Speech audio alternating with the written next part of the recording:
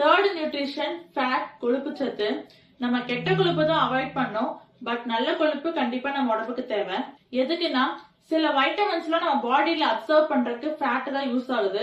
For example vitamin A, K, C இது எல்லாமே நம்ம பாடியில அப்சர்வ் ஆகிறதுக்கு ஃபேட் கண்டிப்பா தேவை. செல் growth ஆகிறதுக்கும் செல் ரிப்பேர் பண்றதுக்கும் தேவை. Hormone production, brain health and heart health இது எல்லாத்துக்குமே ஃபேட் ரொம்ப ரொம்ப முக்கியம். அதே மாதிரி ஃபேட் கண்டென்ட் எதுல அதிகமா இருக்குன்னு பாத்தீங்கன்னா நட்ஸ் அண்ட் சீட்ஸ், கொழுப்பு நிறைந்த மீன்கள், ஆலிவ் ஆயில் அண்ட் வெண்ணெய். இப்போ ஒரு நாளைக்கு எவ்வளவு ஃபேட் ஒரு மனுஷனுக்கு தேவைப்படுதுன்னு பாத்தீங்கன்னா 0.5 gram into body weight. For example 70 kilogram இருந்தீங்கன்னா 70 into 0.5 equal to 35 gram of fat நீங்க எடுத்துக்கிட்டா போதும். இந்த ஃபேட் எப்படி கால்குலேட் பண்ணலாம்னா ஒரு அப்ராக்சிமேட்டா சொல்றேன்.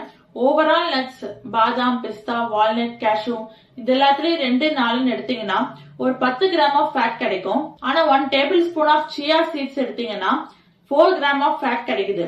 அதுவே ஒரு பொரிச்ச மீன்ல 24 கிராம் ஆஃப் ஃபேட் வரைக்கும் இருக்கு. அண்ட் எண்ணெயில பொரிச்ச ஒரு சமோசா வித் பொட்டேட்டோ ஸ்டஃப்டு எவ்வளவு இருக்கும்னா 25 கிராம் ஆஃப் ஃபேட் வரைக்கும் இருக்கும். பானிபூரியில 2 to 10 கிராம் ஆஃப் ஃபேட் இருக்கு. பொரிச்ச காலிஃபிளவர் சில்லில 12 கிராம் ஆஃப் ஃபேட் இருக்கு. சோ 1 டேக்கு தேவையான ஃபேட்டே நீங்க ஒரு பொரிச்ச மீன்லயோ 1 சமோசாலயோ சாப்பிடுறீங்க. சோ இந்த பேட் ஃபேட்லாம் அவாய்ட் பண்ணணும். ஒமேகா 3 ஃபேட்டி ஆசிட் மாதிரி குட் ஃபேட்ல உங்க பாடியில கம்மியா இருக்குன்னா அதிகமா ஜாயிண்ட் பெயின்லாம் இருக்கும்.